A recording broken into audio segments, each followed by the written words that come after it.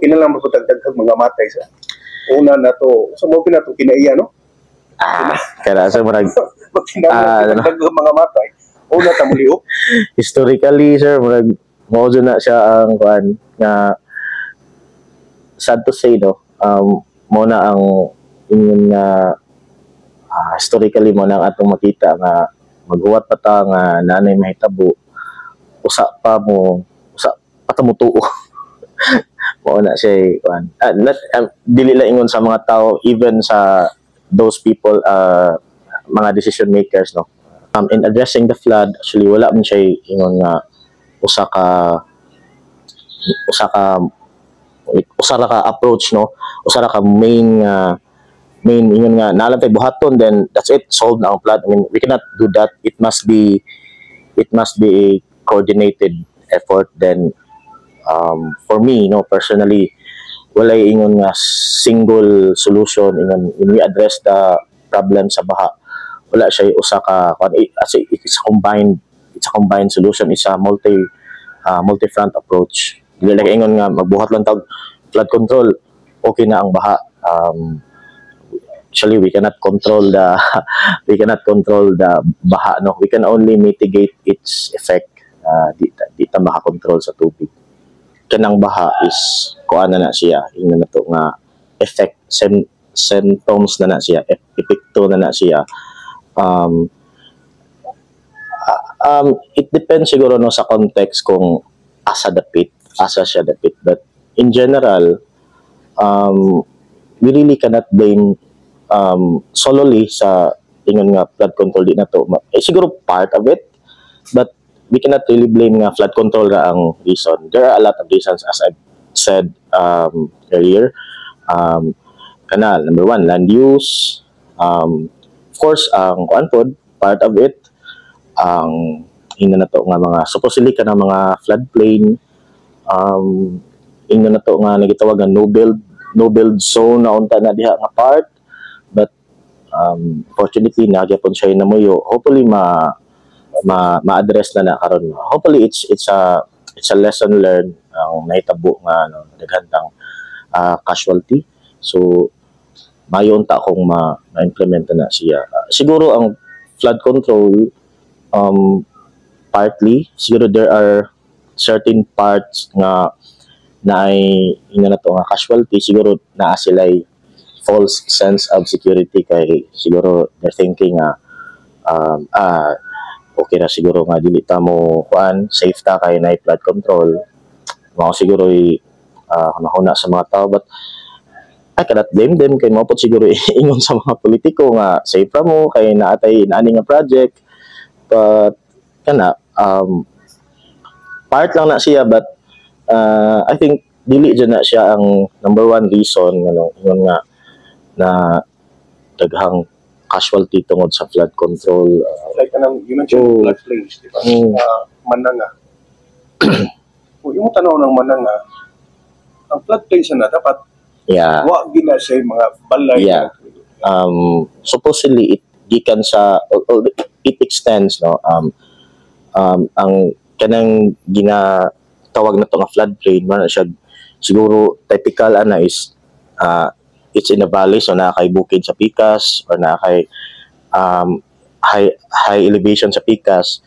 In between mo na siya ang gitawag nga floodplain. Historically mao na siya ang agianan unta supposedly sa water kung muswell ang river, meaning kung mo baha mo naa siya kusog nga uwan, muswell ang river, anha unta na agi para dako siya cross section para makaagi ang tubig. But siguro dili lang siguro diri sa dili lang muna diri locally nahitabo part sa NCR ay mga floodplain pero gibutangan og mga subdivision. I think usa pa na sa naka-contribute. Yeah. So mubalik kita sa pangutana is ang government doon na ba yung political will na pahawa ni no kay pos risky mo gina siya. Yeah. Mana siya dako nga problem if we can implement that idea no nga na supposedly no build zone, but mo lagi, and And siguro di po ta maka-blame sa mga tao nga namuyo sila kay siguro some of them ano po sila lang kapuyan, and siguro at their mind it's been there na naman na diha for how many decades. Karon lang siguro ni baha, so unfortunate thing nahitabo ni baha, but mao na siya supposedly or hopefully ma-address na unta na nga kuan o it's a lesson learned ang nahitabo. O sir, technical kita na person. Kung ikay puputon, kawanan din natin no? Para sustainable unta. But Ideally. On the other side, ang problem agad is ang social concern, no? Yes, kay So pag pwede ba sila ma-collaborate or pwede ba hindi work hand in hand? Siguro natay ingna na to nga sweet spot kung saan na siya pag-address, but it boils down to the decision makers sa mga kuan mga gihapon na siya sa mga personal opinion. Kanang mga nisod sa floodplains or tapit sa dam, kawaon na gila sila. Personal opinion. Yeah. For me, personal opinion, mas mayon ta nga papawaon na jud sila or di na. Siguro na ay pwede na no ideal nga mga scenario. Pwede siguro maka tamnan, agricultural thing,